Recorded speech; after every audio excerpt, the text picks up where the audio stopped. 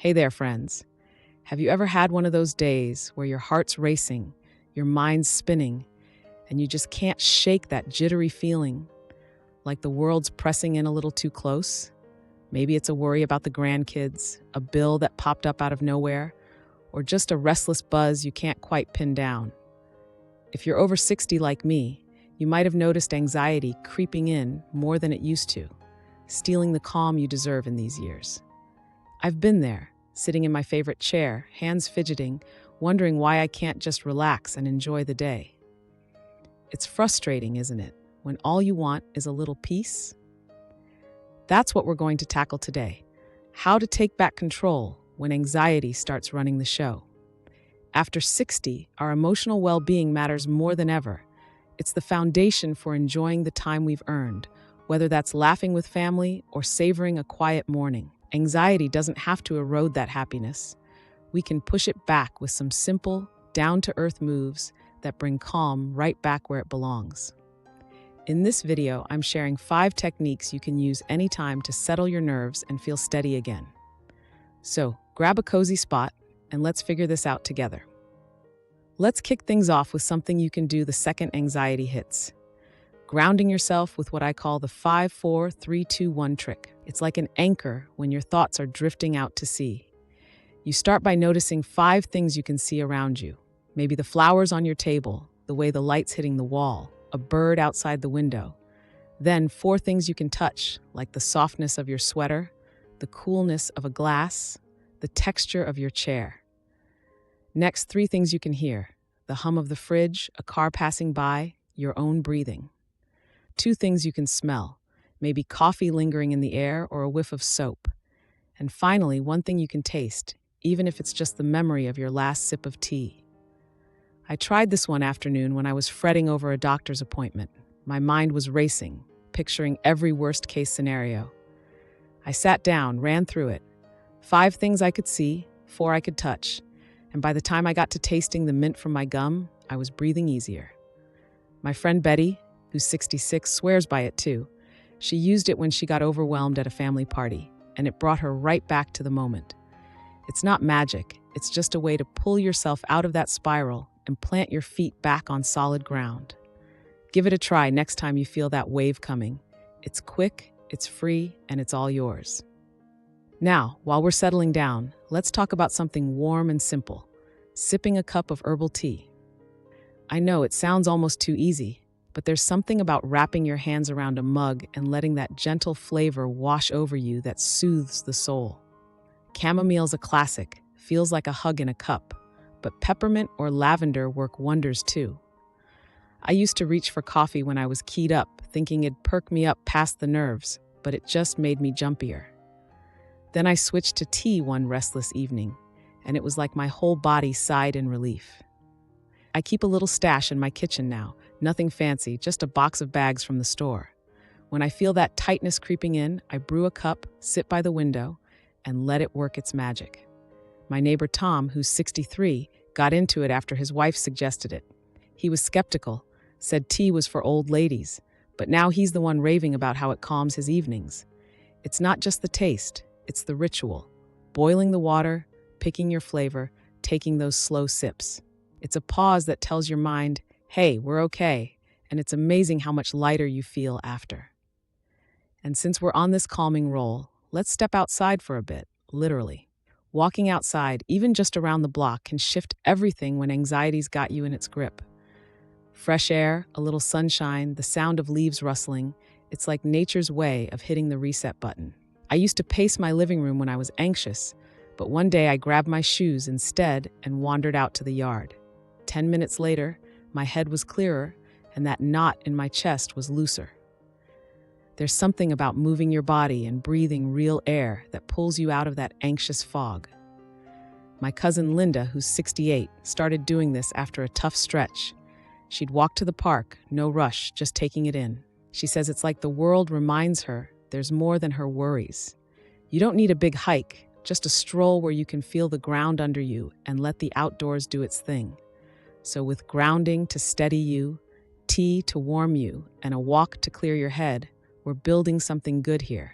Let's keep it going and see where it takes us. So, we've been talking about how to wrestle that anxiety back into its corner with some easy moves.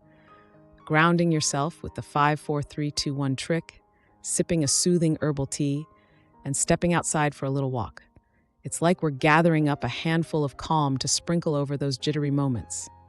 And after 60, that's exactly what we need. Ways to keep our days ours, not anxieties. These aren't big, complicated fixes. They're simple things you can grab onto anytime you need a breather. Let's keep this flow going and add a couple more to your toolbox. Now let's think about those times when the worry feels too big to handle alone, like it's sitting on your chest, chattering away. I've had days where my mind's racing about the kids or something I saw on the news, and I just need to get it out. That's where talking to someone comes in, like opening a window to let the stuffy air escape. It doesn't have to be a deep therapy session. Just a quick chat with a friend, your spouse, or even a neighbor can lighten the load.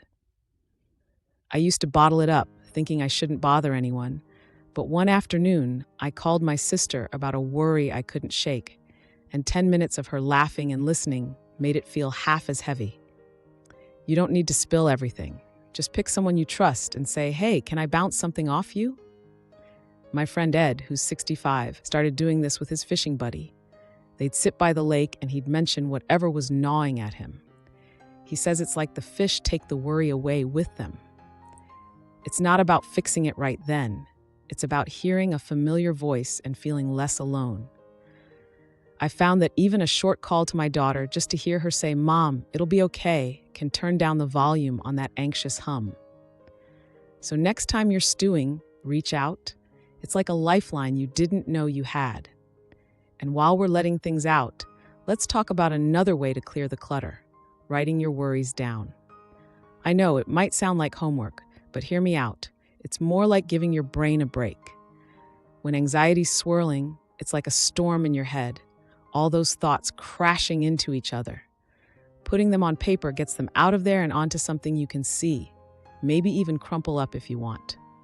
I started doing this on nights when I couldn't sleep, grabbing a little pad by my bed and scribbling whatever was spinning around, like, did I lock the door? Or what if the roof leaks again? It's messy, it's quick, and it works. I remember one time I was fretting about a family get-together. Would everyone get along? Would I have enough food? I wrote it all down, and it was like the page took the weight for me. My neighbor Clara, who's 70, tried it too. She'd get anxious about her doctor visits, so she'd jot down every what if before bed. She says it's like telling her worries, "You're done for the night." You don't need a fancy journal. An old envelope or the back of a grocery list will do. Just let it spill out, no rules, no judgment, and watch how it quiets things down. It's like a little release valve, letting the pressure off so you can breathe again. And both of these, talking it out and writing it down, fit right in with what we've been building. That grounding trick pulls you back to the moment. The tea wraps you in calm, and the walk clears the fog. Now you're sharing the load with someone you trust and dumping the rest on paper, leaving your mind freer than it was. I've noticed that when I lean on these, I'm not just dodging anxiety. I'm enjoying my days more, laughing easier, feeling steadier. My cousin Bill, who's 62, told me he used to let worry chew up his weekends, but after chatting with his wife and scribbling a few notes, he's back to tinkering in his shed with a grin. That's what we're after, taking control so the good stuff shines through. It's amazing how these little moves can shift the tide, isn't it? You're not fighting anxiety with some big, exhausting battle. You're just nudging it aside with things that feel natural and kind. Let's keep this going and see how we can tie it all together to keep that calm close at hand. All right, we've been building this little arsenal against anxiety, grounding ourselves with that 5-4-3-2-1 trick, sipping herbal tea to unwind, stepping outside for a walk, talking it out with someone we trust, and scribbling those worries onto paper. It's like we're weaving a safety net to catch us when those jittery moments try to take over. After 60, keeping that emotional balance isn't just nice, it's everything. It's about holding on to the happiness we've earned and not letting anxiety steal the show. Let's wrap this up with some final thoughts to keep you steady and smiling. One thing I've found is how these moves start feeling like second nature once you give them a whirl. That quick chat with a friend or that scribble on a napkin, it's not just a fix for the moment. It's a habit that keeps the calm coming. I've had days where I'd feel that familiar tightness creeping in, maybe a call from the bank or a grandkid's latest drama, and instead of spiraling, I'd pick up the phone or grab a pen. Last week, I was fussing over a family dinner, but a 5-minute vent to my neighbor and a quick note about extra chairs later, I was back to humming in the kitchen. My pal Joan, who's 68, says she's the same. Used to panic about her bills, but now she walks it off and talks to her daughter, and it's like the worry shrinks down to size. And speaking of feeling good, let's think about what happens when you've got this in your pocket. Those days where anxiety used to run the clock, they start loosening up. I've noticed I'm not just dodging the bad moments, I'm soaking up the good ones more. A quiet coffee with my husband, a silly story from my grandson. It's like I've got room for them again because I'm not worn out from fretting. My cousin Ed, who's 64, told me he used to spend Sundays dreading Monday, but after leaning on that grounding trick and a cup of chamomile, he's out in his garden instead, whistling like he's 40. That's the gift here. Calm that lets you live your days, not just get through them. What's really sinking in for me is how gentle this all is. You don't need to wrestle anxiety down with some big dramatic showdown, just nudge it aside with things that fit your life. Maybe you try that walk next time your mind's buzzing, or keep a little tea stash for those edgy afternoons. I remember the first time I tried writing my worries. Felt a bit silly, but by the third night, I was sleeping better, not staring at the ceiling. My friend Ruth, who's 71, laughed when she started grounding herself in the grocery store, counting cereal boxes to calm down, but now she swears it's why she's not a nervous wreck in crowds. It's about what works for you, and when it clicks, it's like a weight you didn't know you were carrying just lifts. So here we are with 5 calm down moves: grounding to snap you back, tea to soothe you, walking to clear the air, talking to share the load, and writing to let it go. They're like a little team rooting for you, ready whenever you need them. I think of my Aunt May, who's 75. She used to let anxiety chew up her mornings, but after picking up a couple of these, she's back to her crossword puzzles with a grin. That's what we're chasing.